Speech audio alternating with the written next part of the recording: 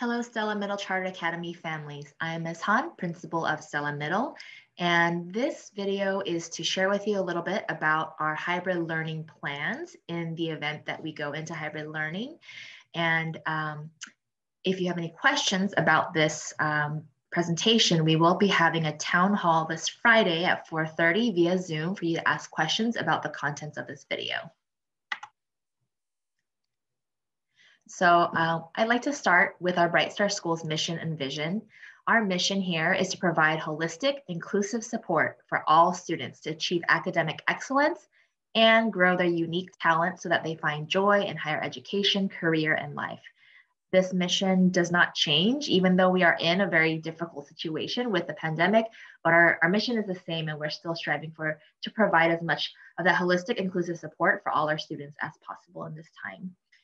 Ultimately, our vision is that our Bright Star students will become leaders who act with integrity and champion equity to enrich our communities and the world. And so we want to talk about our possible transition to hybrid. When I say possible, I mean this is only going to happen if and when the LA County public health officials determine it is safe to reopen schools.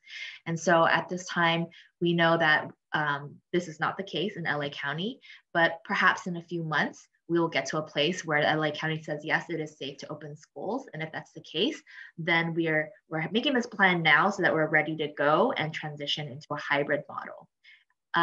When we do, families will have two options. One, to remain 100% in distance learning as we have been, or to transition to a hybrid learning model. And it's called hybrid because it's a combination of being at home and being on campus. So you're actually going to make this decision soon. This Friday, you're going to get a survey in Parent Square for you to decide what option you would like your child to be in if and when we go into this hybrid mode once it's safe to do so. Just so you know, our capacity is about 50% of our student body, which means we cannot accommodate all of our students in the hybrid model. So this is why we're giving the choice. Now, if the number of people who want to be in a hybrid model exceeds or is greater than the number of spaces we have, then we're going to first offer seats to the students who have school-based services, that receive school-based services and need those on campus. And then secondly, then the rest of the seats will be opened up by lottery, random lottery. And so just to give you an idea, there is a 4-tier system that California is currently using. And so there's 4 levels that is based on the number of corona cases and mortality rate and stuff like that. It's a combination of factors. And so we are currently in Los Angeles County, we're right here. We're currently in tier 1, level 1, which is the most extreme case. And we're in that widespread situation right now in LA. We need to move out of tier 1 into tier 2, the substantial, for a certain number of weeks before LA County will even say that we can open schools. So we're not there yet. This is in the future, if and when we get to a lower place. So if you want your child to continue in the 100% distance learning model, then it's going to be the same as it has been since August of this year. Students participate from home and they continue their classes synchronously live via Zoom on Tuesdays through Friday, and Monday continues to be a day for the Monday assignment, clubs, office hours, and tutoring. If you want your child to be in a hybrid learning model, this is what it's going to look like. It's actually the same activities as the 100% distance learning model. It's the only difference is that students participate sometimes from home and sometimes from school. So students in the hybrid learning model will do the same things, but from school, campus, twice a week. Whether they're at school or at home or hybrid or 100% distance learning, they will be doing the same activities, same classes via Zoom. And teachers will continue to teach via Zoom.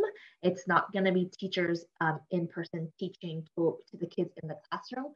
In order for the one teacher to be able to accommodate students in the classroom and the students at home, it is going to continue to be via Zoom. And so the key takeaway about the hybrid learning model is that the time on campus is going to be the same as distance learning, except instead of being on Zoom at home, they're going to be on Zoom on the campus, kind of like a library model. So the campus classrooms are going to be kind of like provided as kind of a library space, a quiet space with stable internet with an adult that can support 2 days per week instead of being at home. So this is kind of an image of what it might look like in the classroom because we're socially distanced. In the classroom, at least 8 feet apart. It will be 8 to 10 students per room, depending on the size of the room. So students are socially distant with masks on computers. Their teacher is teaching via Zoom, not necessarily in that classroom. But then there will be an IA or a qualified adult, an instructional assistant, who is supervising, monitoring, encouraging, and supporting students as they are participating in their Zoom classes. So students are going to be assigned to a classroom pod, supervised by an instructional assistant, as I said. It does not mean that all the students in that one room will be in the same grade level. We're going to consider what is the best pod formation.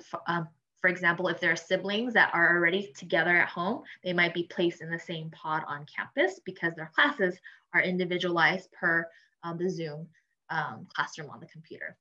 And students will have very limited interaction, if not no interaction, with students that are in other rooms that are in different pods in order to keep the pods separate as much as possible in case there is an outbreak of COVID. It would not spread widespread across the students on the campus, and so students are going to be in pods. Students will remain in that same classroom all day except for breaks, meaning unlike normal school, they will not be, or normal the way we normally have it, they will not be going from class to class. They will stay in that one classroom the entire day and have different classes on their computer via Zoom. Extracurricular activities, assemblies, sports, and clubs, stuff like that will not be happening on campus during this time, in the hybrid time. They will be canceled until further notice. And students on campus do need to come in uniform every day. For this year, we are allowing any color, so it doesn't have to be the fifth, any of the 4 colors that we have. So it could be light blue, navy blue, gray, or white, polo, or any of those sweaters in those colors. So for this year, because of the situation this year, if you are a 6th grader, but you still have your colors from 5th grade, that's fine, long as it's a uniform, appropriate uniform for one of the 4 grade levels at Stella. Students and staff on campus will be required to adhere to health and safety protocols at all times, including but not limited to wearing masks at all times, physically distancing at least 6 feet apart at all times and 8 feet in the classroom, and occupancy restrictions. So during bathroom break and lunch, students need to be 6 feet apart. When they're outside, they must remain in their designated areas, and all hallways and classrooms will have designated walking routes so that all students are walking one way only. The staircases also will be, one set will be for upstairs going up only, and then one will be for coming down only. And so there will be clearly marked signs all over campus. Right now, we're going to watch a short video, a 1-minute video about campus health and safety guidelines. When it comes to COVID-19, no single protection is perfect. You cannot reduce your risk of infection to 0 by wearing a mask, or washing your hands a lot, or staying 6 feet away from others. Think of each of them, though, as a slice of Swiss cheese. They're not perfect. They've got holes. But slices of Swiss cheese have holes in different spots. And as you stack them, the holes become covered. It's the same with these layers. Wearing a mask, washing your hands, social distancing. As you stack up the layers, the more complete the protection becomes. As we start to re-engage with others, we all need to stack protections to keep ourselves and our communities safe.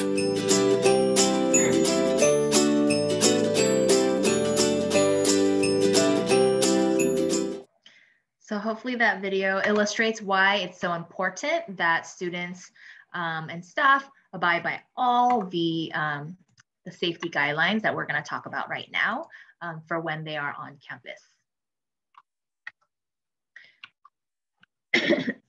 So one of the things is just reducing the amount of time and exposure. So that is by wearing face masks, washing hands regularly, physically distancing, keeping at least 6 to 8 feet apart, using only specific designated classrooms or specific restrooms during their break, so not going to all parts of the campus, but staying in their fixed spots, using individual materials, so we would not be sharing materials. Everybody would have their own materials and only use their own, and then daily temperature and symptom screening. So this would be a part, having the temperature taken and having symptom screening would be a part of being on campus anytime any student or staff is on campus. Some updates to our facilities, our building, school building. So we have determined by the square footage, the space of each classroom, how many students can fit in each classroom to allow for 8 feet apart from every person. We also have some isolation spaces, designated spaces on campus, where if anybody poses a risk or anybody shows symptoms, is possibly sick, then they would be able to be isolated from the other individuals on campus until they're able to be picked up to go home. Like I said earlier, there's a one-way flow of traffic throughout all the campus so that students are not walking past each other, but would all be walking in the same direction, 6 to 8 feet apart. There's signage all over the classrooms and the building and the hallways so that to remind students to have masks on, to give a model of what 6 feet looks like, and to remind them of all the hygiene recommendations. We'll have hand sanitizer available in the entrance and all classrooms and all offices. We've also purchased air purifiers for all classrooms. And so that will be constantly running in any classroom to purify the air of any possible aerosol, anything in the air. We've also upgraded our filters in our air conditioning, our AC system, on our events with UV light filters. The classroom, meaning their desks and the chairs, will be sanitized daily, once a day at least. And any highly touched areas, such as doorknobs and other high trafficked surfaces, will be cleaned at least 3 times per day. So now I just want to talk about what are the benefits of hybrid? Why would anybody want to choose in hybrid? And also talk about what are the benefits of 100% distance learning. So for hybrid, I would say that the main benefit is that there's a consistent space for focused participation and work completion. This is a space that's quiet, that is not going to have maybe some of the distractions that are going on at home. Potentially fewer distractions, and also consistent, hopefully faster, internet on campus. And then we do provide breakfast and lunch on campus. What are some benefits of staying at home? Of course, the reduced risk of being exposed to COVID for students and families is reduced by staying at home and not coming to campus. Classes and schedule will remain the same, even when you stay at home. Of course, you can learn from the comfort of your own home, and you would be close to family and be able to carry out other family responsibilities while being at home. You wouldn't have to wear a uniform, although we highly encourage it, and you would not have to wear a face mask all day. Students on campus would have to wear a face mask the entire time that they're on campus. So I hope this kind of helps explain what our hybrid plan is. Again, we're not saying this is going to happen anytime soon. This is our plan for when the LA County says that it is safe to do so. We are thinking it will not happen before this year. So earliest in January, maybe later. But we are asking for families to make their selection, their preference now. So that we're ready and know who is coming and how many people are coming, and how to prepare for that. So again, this Friday at 4:30 on Zoom, we're having a town hall for families. We're going to share the same information. In fact, we're going to show this video again, and then after open up for Q&A, questions and answers that you have specifically about the information shared here. The Zoom link will be shared on Parent Square this week. And right after the town hall on Friday afternoon, the parent square will be sent with the survey for families. And we are asking that families return the survey within 2 weeks by December 4th to select one, if you prefer a hybrid option, or two, staying at home, the distance learning option. And what gets determined will be your final choice for the remainder of the school year. And again, if we don't have enough spots for the number of people interested, then we will be doing it based on student need. If they are getting services that they need to have on campus, and then 2, random lottery. And that's it. Please come to the town hall if you have any questions. Thank you.